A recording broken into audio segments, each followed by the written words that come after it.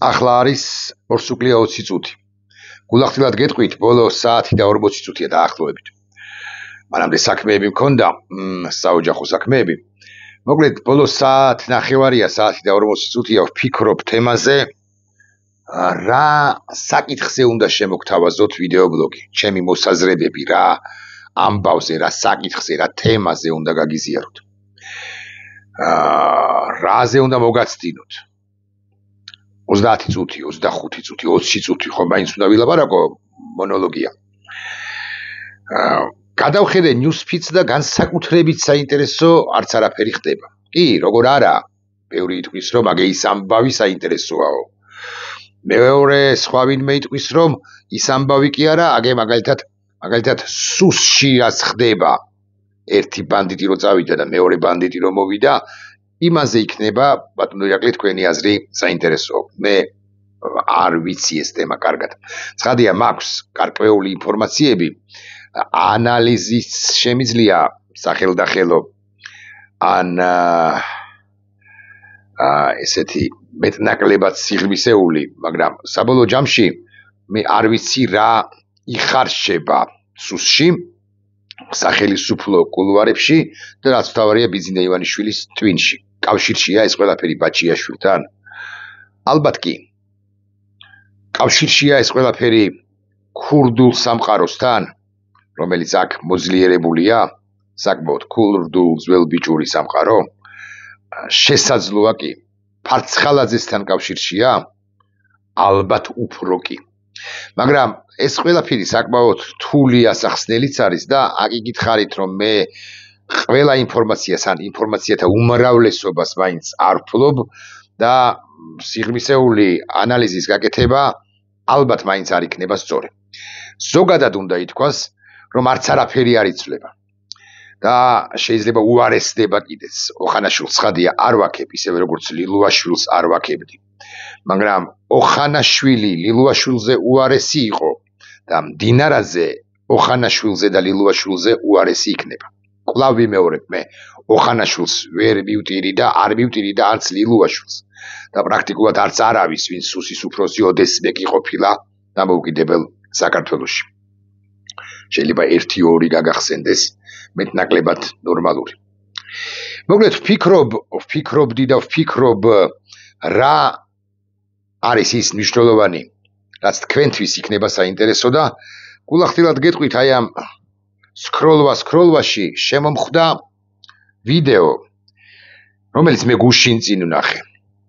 დღეს 26-ია და ხო, გუშინ წინ ვნახე, ან გუშინ დილით შესაძლოა. არა, უფრო გუშინ წინ. და როცა ვნახე, ამ ხნის კაცი ვარ და არ დაგიმალავთ რა.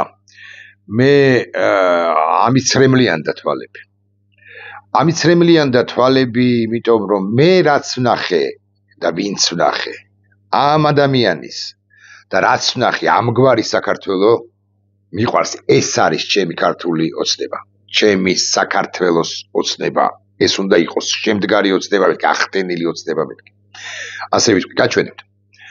სხვა ვიდეოც ვნახე ამავე სივრციდან და იქაც, როცა იმასაც მოусმინე, ხო, იქაც ამიცრემლიან და თვალები. მე გუშინ წინ მე ასევე ამ თემაზე თუ სხვა თემაზე სკროლავდი და არ მინდა შემეშალოს, მაგრამ პრინციპში არ მახსოვს.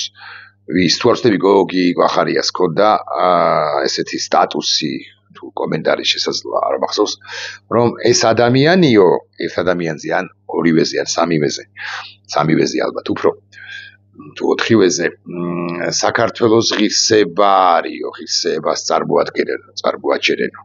ღირსეული ადამიანები არიან, სინდისი არიან საქართველოსი. მეც მქონდა ამაზე, აი ამ რაკურსით, სწორედ გუშინ იყო, თუ არ ვწდები, ან გუშინ წინ, ჩემი ვიდეობლოგი. ეს ადამიანები მე ერთხელ უკვე ვახსენე ჩემს ვიდეობლოგში. მაგრამ ახლა, როცა ცოტა ღარიბია ჩვენი დღევანდელი დღე საინფორმაციო ნაკადების და ინფორმაციების თვალსაზრისით, ამაზე საუბარს დავიწყებ თქვენის ნებართვით, ამ თემაზე და მე სხვა თემაზე გადავალ და მე იქნება მოვარგვალოთ კიდეც.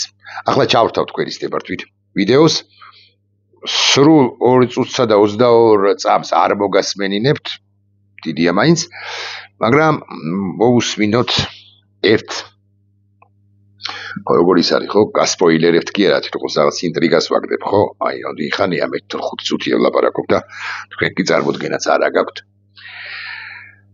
რაზე ვსაუბრობ და ვისზე ვსაუბრობ 5 წუთზე მეტია. მოусმინოთ.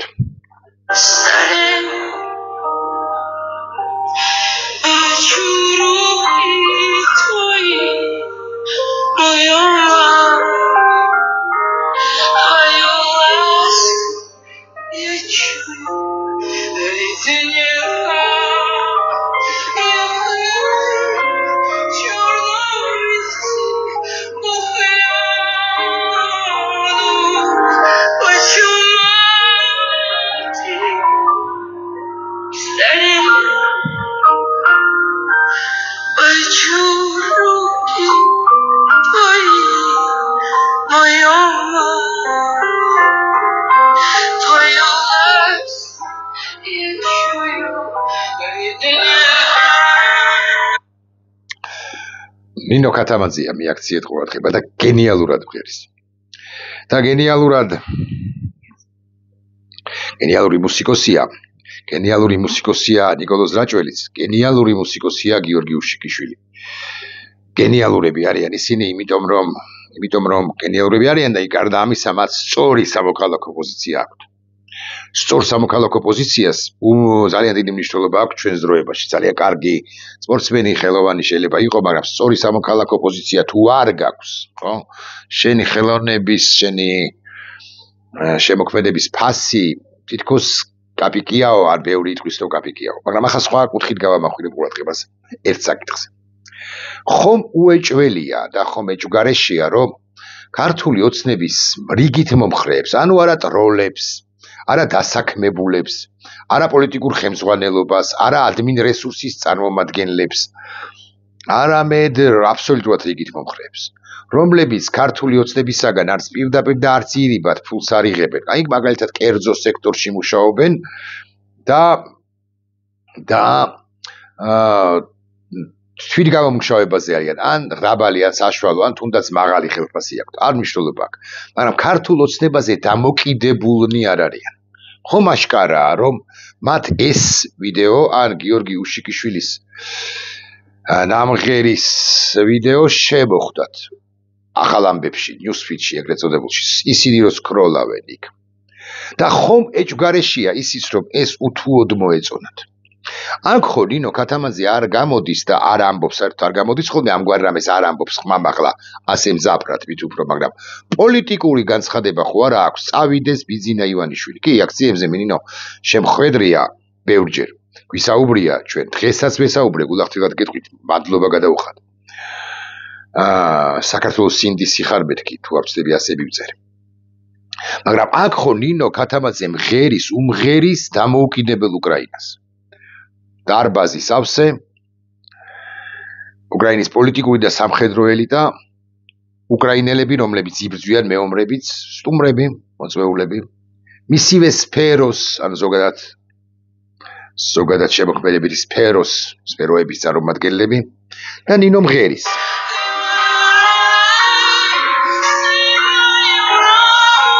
და პრეზიდენტი ზელენსკი უდგება ფეხზე. მე მაქვს კითხვა. აი, ბევრგან რო შემოხვდათ, ოღონდ ვიმეორებ, არა ხელისუფლების ლიდერებს, დე-ფაქტო ხელისუფლების, ან ადმინ რესურსის წარმომადგენლებს, ან ტროლებს, არამედ აი მერიის რიგით თანამშრომლებს ასე მაგალითად. მაცხოვრებლებს, რომელი ქუჩა დავასახელოთ ქალაქში. აბაშიძის ქუჩაზე. მშვალბახთან, ფალიაშვილზე, მოსაშვილზე, არაკიშვილზე, კავსაძეზე, გავცდეთ ვაკეს თუ გდებავთ, გადმოვინაცვლოთ, აი ხილიანზე, ჩიქოვარზე, დოლიძეზე, უფრო ბოლოში, ან დასაწყისში. რომ შემოხვდათ ეს ვიდეო, ერთი ლაიქი, რატომ ვერ გაიმეტეს? აქ ხო კვლავ ვიმეორებ, ნინო არ გამოირჩევა საკუთარი პოლიტიკური განცხადებით, ის მღერის. ან გიორგი უშიკიშვილის მიერ შესრულებული ქართული ხალხური სიმღერა რომ მოისმინეთ. იმისთვის ერთი ლაიქი რატომ ვერ გაიმეტეთ? სხვაგვარად გეტყვით.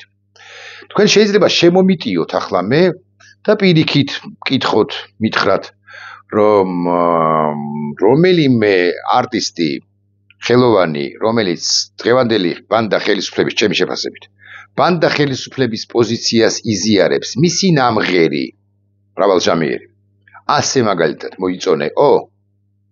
მე გეტყვით, რომ აი დავასახელებ, არ ვიცნობ ამ კაცს, თუმცა ძალიან კარგად მაგრად მღერის. არ ვადარებ და არ ვაჯიბრებ, რა საკვირველია, რა უფლება მაქვს, მე რა უფლება მაქვს, ხაბაზე ვილაპარაკო, მაგრამ აი იმ კაცს ქვია მიშო ჯავახიშვილი. მე არაერთხელ, როდესაც ასე მაგალითად ტელეკომპანია იმედის სოციალური მედიის გვერდზე შემხვედრია რაღაცა კონცერტი, რომელშიც მონაწილეობს ხსენებული მიშო ჯავახიშვილი, მიშა თუ მიშო, ხო, ჯავახიშვილი მოკლედ. ჟურნალისტ ლევან ჯავახიშვილის ძმა და ცხადია რომ სახელისუფლო არტის ხელისუფლებას რომ მოსწონს ის არტისტი. მე რასაკვირველია დამილაიქები. რასაკვირველია, არანაირი პრობლემა არ მაქვს. ჯავახიშვილი თუ პოლიტიკურ განცხადებას გააკეთებს რაღაცის თაობაზე, იმას არ დავალაიქებ და შეიძლება დისკუსიაში შევიდე მასთან. თუ საჭიროდ ჩავთვლი, მაგრამ არ გამოვტოვებ თუ ის შესანიშნავად ასრულებს ხსენებულ მრავალჟამიერს და ცხადია შესანიშნავად ასრულებს, მე ლაიქს გავიმეტებ იმედის გვერდზეც კი. დაცინვის სმაილიქს კი არ დავურთავ, არამედ სწორედაც რომ ესე ზეაწეულ წერას. ამბავის ის არის, რომ აი ამ ვიდეოზე ვისი გავრცელებულიც არის, ეს ბევრმა გაავრცელა და ამიტომ არ აქვს პრინციპული მნიშვნელობა. ხო, აქ მე ვნახე არა მხოლოდ ზეაწეული წერები ან გულები, არამედ დაცინვის სმაილიკებიც ნინო ქათამაძის მიმართ და ალაოდ ხო არა ხართ. მართლა გეკითხებით. ის რომ ნინო ქათამაძე ამ დღევანდელი ხელისუფლების ოპონენტია, კრიტიკოსია, ცხადია კულტურულ ჩარჩოებში, ხო? ის ხო პოლიტიკოსი არ არის და სადმე შევარდ და შემოვარდაზე ხوار ლაპარაკობს. ეს ნიშნავს, რომ ან ის ან ნიკოლოზ რაჭველი ან გიორგი უშიკიშვილი ან ბექა გოჯიაშვილი ისინი ცუდი არტისტები არიან, ასე გკითხავთ. ეს არის ვიდეო ბლოგის პირველი ნაწილი. მეორე ნაწილი სხვა რამეს ეხება. გეტყვით გულახდილად. მეორე ნაწილი ეხება თემას, საკითხს ამბავს ჩვენ სად ვართ. აი ეს ხო ყბადაღებულის თემაა, ყბადაღებული საკითხია ჩვენ სად ვართ. მე ამ შემთხვევაში ვისაუბრებ თქვენის ნებართვით გლობალურ კონტექსტში სად ვართ. ადრე რამდენიმე წლის წინ საამაყო ჰქონდა ამ ხელისუფლების პირობებშიც კი. საამაყო ჰქონდა, რომ ჩვენ ვიყავით დაწინაურებული ქვეყანა, ბევრი პრობლემა ჰქონდა, მაგრამ დაწინაურებული ქვეყანა პოსტსაბჭოთა ქვეყნებს შორის ევროპის გზაზე. მე მithქვამს და ჩემზე კომპეტენტურებსაც, რომ აღმოსავლეთ პარტნიორობა შეიქმნა და ამ აღმოსავლეთ პარტნიორობის ფარგლებში ჩვენ ვიყავით დაწინაურებული ასოცირებული ტრიო იყო ასეთი. საქართველო, უკრაინა, მოლდოვა, ასე უნდა ჩამოვასახელო, თუმცა გარკვეული პერიოდის შემდეგ ჩვენ ხსენებულ ორ ქვეყანას ჩამოვჭით. რეფორმების კუთხით ბევრი რეფორმა გაკეთებული იყო ჩვენ დროს მიშა სააკაშვილის პირობებში განსაკუთრებით, მაგრამ ამ ხელისუფლების პირობებშიც რამდენიმე ისეთი გადაწყვეტილება იყო მიღებული განსაკუთრებით საწყის სტადიაში, ასე მაგალითად ანტიდისკრიმინაციული კანონი ან კორუფციასთან ბრძოლის გარკვეული ნაბიჯებისთვის ჰქონდა ბრძოლის პროცესში ნაბიჯებს მიმართა ამ ხელისუფლებამაც კი, რომ აი ევროკავშირი ჩვენ მოწყალე თვალით და სწორად გვიყურებდა. მაგრამ რო გამოხდა ხანი და ჩვენ ჩამოვრჩით მოლდოვა უკრაინას.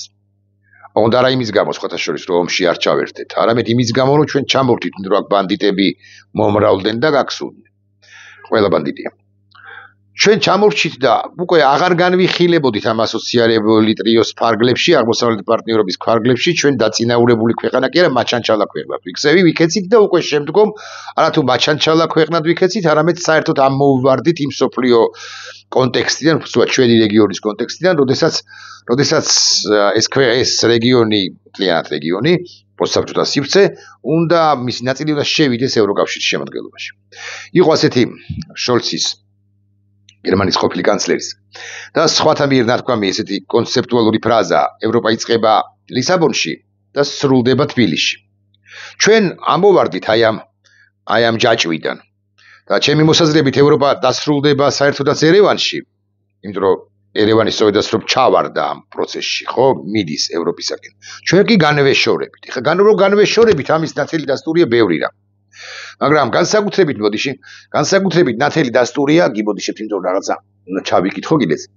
განსაკუთრებით ნათელი დასტურია ის, რომ ჩვენ აგე უახლოეს დღეებში ევროკავშირიდან გვეტყვიან, რომ ჩვენ ჩამოგვართმევენ, შეგვიჭერებენ, ესე ვიტყვი, უვიზოდ გზავრობის შესაძლებლობას. აღარ გვექნება. იმიტომ რომ უკრაინას არ უჭერთ მხარს. იმიტომ რომ ბანდიტი ხელისუფლება რეფორმებს აჩერებს აქ.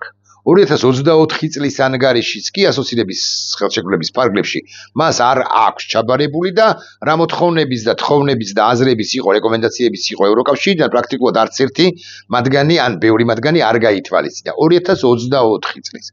ამის შემდეგ კიდევ გაუარესდა ვითარება, ხო, 25-ში ვართ ახლა 25 სექტემბერი დგება. და 25-ში ამას დაემატა პოლიტიკური რეპრესიები პოლიტიკოსების მიმართ, პოლიტიკური რეპრესიების მოწინააღმდეგეთა მიმართ სასამართლოს სრული მოგდება, მოხელდება სასამართლოს უსამართლო გადაწყვეტილებები, მიუხედავად იმისა, რომ 4 თუ 5 ეგრეთ წოდებული რეფორმა ჩაატარა ამ ხელისუფლებამ სასამართლოსაჯულებისა.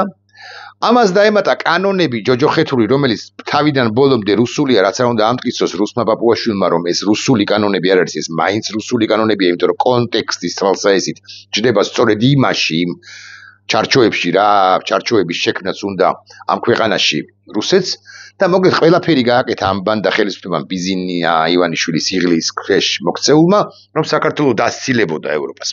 და ნაცვლად ამისა, კი არა, ამის საპირწონედ შემოაგდო ისეთი აბსურდული თემები, როგორც არის კაცების გათხოვება თუ ქალების გამოთხოვება. სქესის შეცვლა თუ გენდერის შეცვლა. და ასე შემდეგ რაღაც ერთსქესიანთა ქორწინება თუ ასევე deep state-ის მიერ ჩვენი თითქოსა და ჩართვა რაღაც გლობალურ ომში, რაც სასაკვირველია ტყუილია. მე ამაზე არაერთხელ ვილაპარაკია და აღარ დაგხლით. ეს ყველაფერი Facebook-ში დამუშავებული მესიჯებია, შემოგზავნილებია საქართველოში და სპიკერები შერჩეული ყავთ შეგნებულად ამგვარები, რომლებიც ამას ილაპარაკებენ, რომ საზოგადოების ერთ ნაწილს გამოულაყონ ტვინი, ანუ გამოურეცხონ, ამ საზოგადოების ერთმა ნაწილმა მისცეს ხმა არჩევნებში ისედაც და გულწრფელად, ხო, რომ ვისაც ვერ გამოულაყავენ და ასე შემდეგ, ოღონდ ვინც გაქცეულია და გამოქცეულია, იმათი პასპორტები კი აიღონ პირადობის მოწვევები და მათ მაგივრად თითოეულების წინ ხმა საკუთარივე თავს და 1,100,000 თუ 120,000 ხმა დაიწერონ არჩევნებში. მოკლედ ეს ყველაფერი არის იცი თქვენ რუსული პროექტია. მაგრამ ეხლა მე გეტყვით, რას კარგავს საზოგადოება იმ შემთხვევაში, თუ ევროკავშირი 31 აგვისტოს იტყვის და ის იტყვის აუცილებლად, რომ საქართველოს მოსახლეობას უნდა შეუჩერდეს უვიზო რეჟიმი. ეს არის გამარტივებული წესით კი არა, იოლად, აი ყოველგვარი დაბრკოლების გარეშე ავიღე ბილეთი, გავფრინდი ბუდაპეშტში, ვენაში, ბარსელონაში. ევროპაში მგზავრობის შესაძლებლობა. ეხლა კობახიძე ბანდიტი გამოვა და თქვენ გეტყვით, რომ ჩადექით ხალხნო რიგშიო, რიგებშიო, ესტონეთის, საფრანგეთის, გერმანიის, რა ვიცი, ლიტვის, ლატვიის საკონსულოებში და აიღეთ ეს ვიზებიო. სავიზო საკონსულო სავიზო მომსახურება ვერ იქნება ისეთი სწრაფი და ეფექტური, როგორიც არის უვიზოდ გზავრობა, ავიღე ბილეთი წავედი. ვიზისთვის თქვენ დაგჭირდებათ მინიმუმ 1 თვიანი, 2 თვიანი ლოდინი, ისიც უარის ალბათობა, იქნება ძალიან მაღალი. რიგითი მოქალაქეებისთვის. გარდა ამისა, თავად საკონსულოები უცხოური სახელმწიფო და ევროპული სახელმწიფოებისა, შენგენის წევრი სახელმწიფოებისა აღარ არიან მზად ისე, როგორც იყვნენ ისინი მზად 2017-16 წლამდე. ანუ მაშინ როცა სავიზო რეჟიმი იყო. ის ტექნიკური შესაძლებლობები და საშუალებები, მათ შორის ადამიანური რესურსიც აღარ ახავთ. ამიტომ ისინიც ამოუმზადებლები ხდებიან ამ გამოწვევას, რა გამოწვევის წინაშე დგება ჩვენი ქვეყანა. შესაბამისად, ყოველი უხეშად უტრირებ ცხადია, მაგრამ ყოველი 100 მსურველიდან რომ მიიღოს გრძელვადიანი 2 წლიანი თუ 1 წლიანი ვიზა ევროპის ქვეყნებში სამოგზაუროდ, ამგვარი შესაძლებლობა მიეცემა სულ რაღაც 20, მაქსიმუმ 30%-ს. დანარჩენიც ან უარი გამოისტუმრებენ, ან უბრალოდ ისე გაუწელავენ, სხვადასხვა საბუთებიც არის მოსაგროვებელი და ჩასაბარებელი, იცით თქვენ. კარგით, კობახიძე მაინც თავისას მიოწება, იმიტომ რომ ის რუსია. ის იმათი ნაჩალნიკია, ვინც არ ალაიქებს ნინო ქათამაძის ან გიორგი უშიკიშვილის აი ამ გენიალურ მუსიკას. ნიკოლოზ რაჭველის.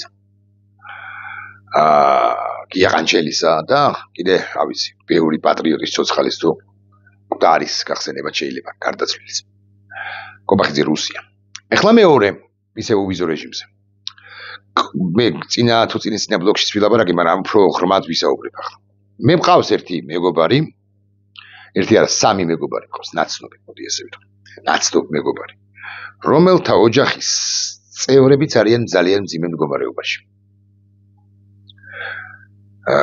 იმდენად გადაუდებლად სწრაფად სჭირდებოდათ და სჭირდებათ ევროპაში პერიოდულად მკურნალობა, რაც ძალიან დიდ თანხებთანაც არის დაკავშირებული ვაღიარებ. საკმაოდ თანხებთან.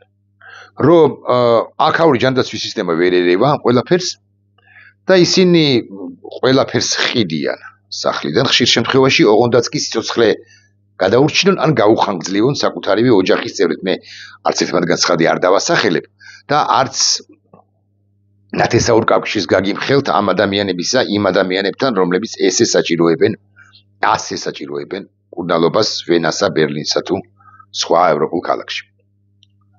მათ და მათ შვილებს ესპობათ ევროპის კავშირში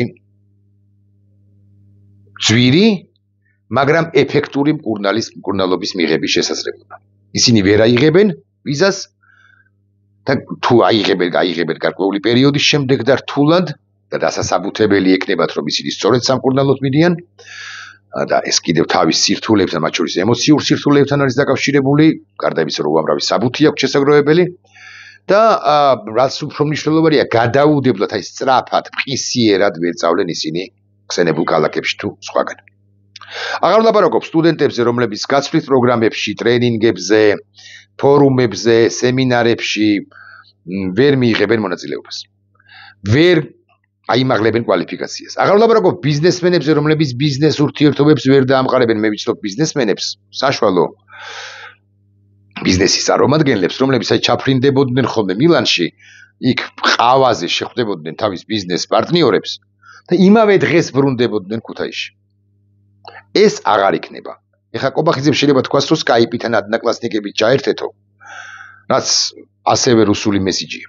რასაკვირველია, ასე არასწორია თუ გდებოთ ასე ვიტყვი. კობახიძემ ასევე თქვას შეიძლება, რომ რადგინდათ ბიზნეს პარტნიორები ან ტრეინინგებზე სიარული, ნოშიკო ნამორაძე საგიკითხავთ, ეს კარის ბიზნესმენი როა, ლექციებს ბიზნესის აწყობის თაობაზე და გიორგი აბაშიშვილი ამ თემაზე ელაპარაკებს ტელეკომპანია იმედის საშუალებით.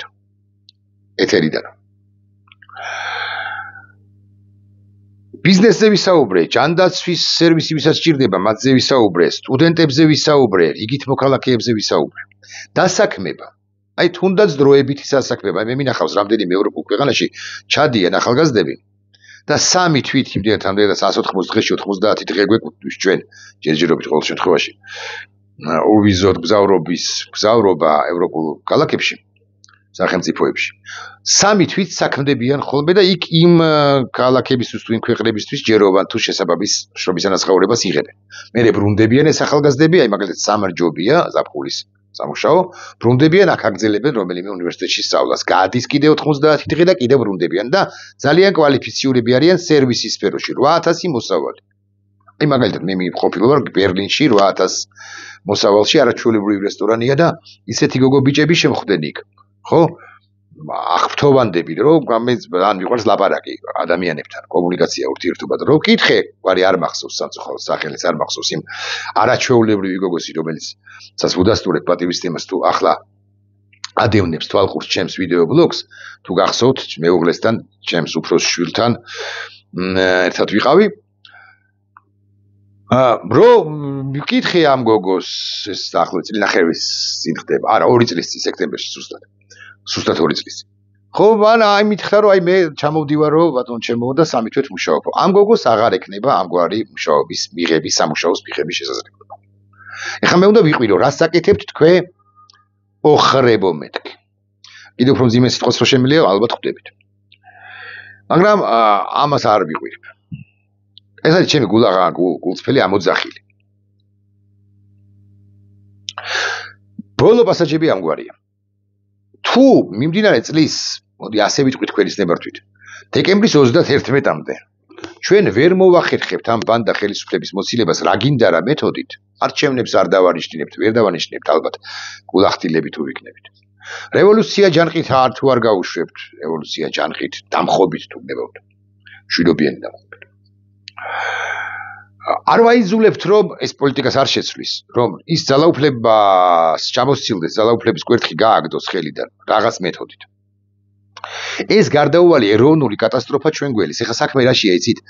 ჩვენ რომც, აი მაგალითად მაისში, რომც გავიმარჯვოთ ამ ხელისუფლებაზე არჩევნების გზით.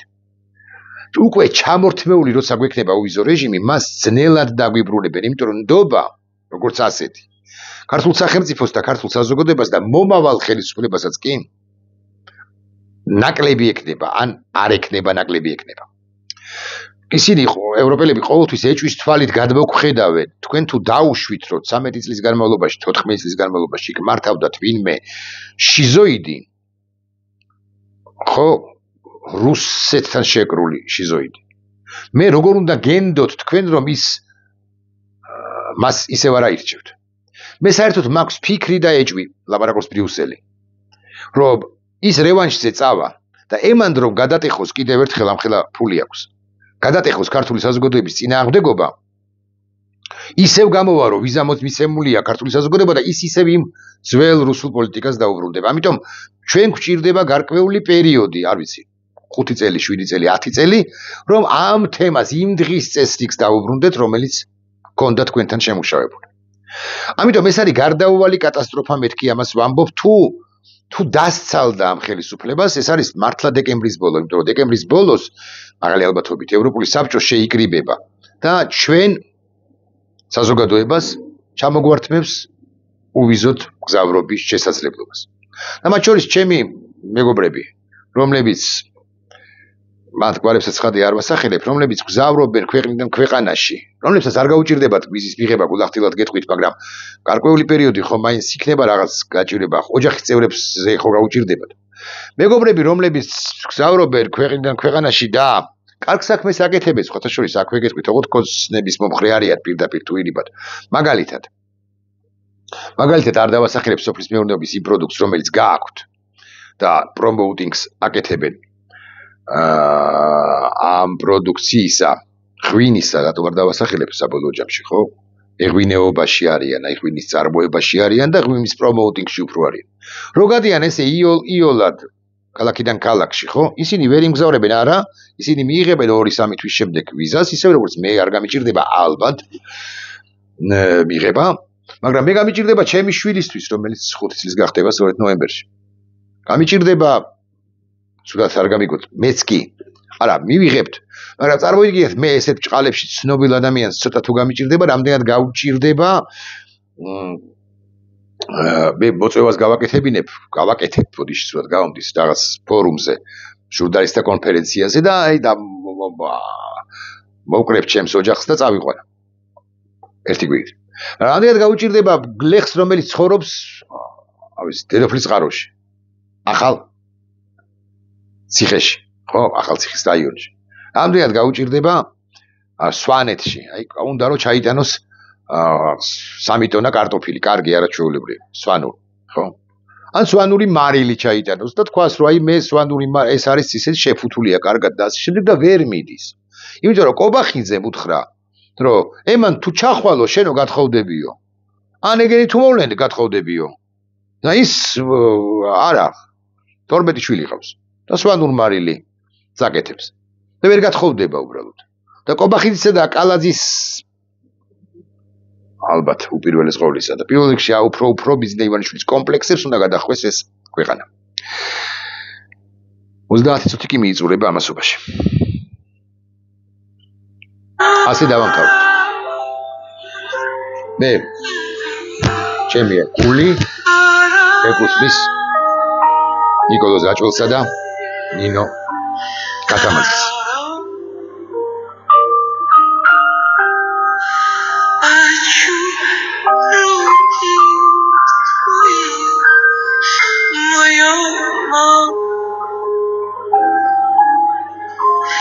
აი ესენი გვინახავენ ღირსებას.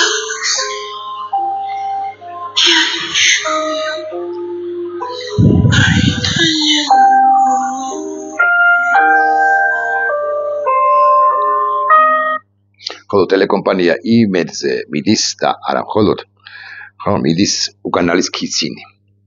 უკანალის ქიცინი პირდაპირ მნიშვნელობით და უკანალის ქიცინი ამ ბანდა ხელისუფლებისათვის, რომელმაც უფსკრულის პირას მიგვიყვანა და ჩვენ ახლა ერთი პატარა ბიზგი გვჭირდება და ჩავიჩეხებით.